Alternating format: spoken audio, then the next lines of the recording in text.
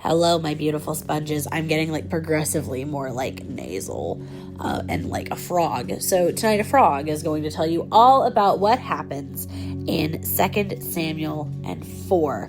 That's right, more murder. It's the murder of Ishbosheth. When Ishbosheth, Saul's son, heard about Abner's death at Hebron, he lost all courage and Israel became paralyzed with fear. Now there were 2 brothers, Baana and Rechab, who were captains of Ishbosheth's raiding parties. They were sons of Rimmon, a member of the tribe of Benjamin, who lived in Beeroth. The town of Beeroth is now part of Benjamin's territory, because the original people of Beeroth fled to Gittim, where they still live as foreigners.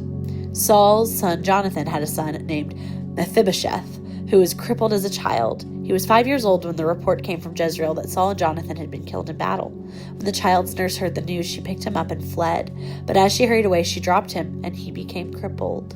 Oh.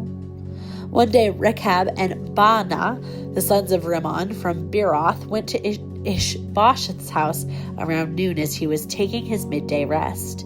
The doorkeeper, who had been sifting wheat, became drowsy and fell asleep. So Rechab and Baana slipped past her. They went into the house and found Ishbosheth sleeping in his bed.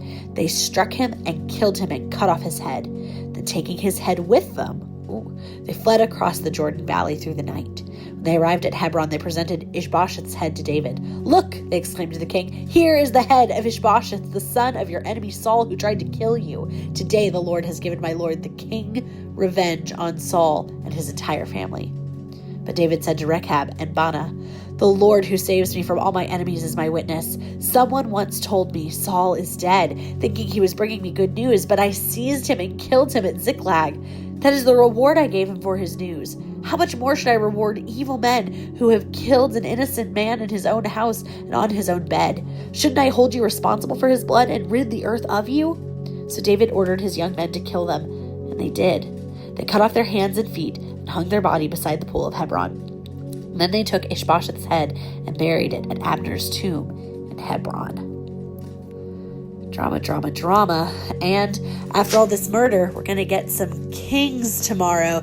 David becomes king of all Israel in tomorrow's episode.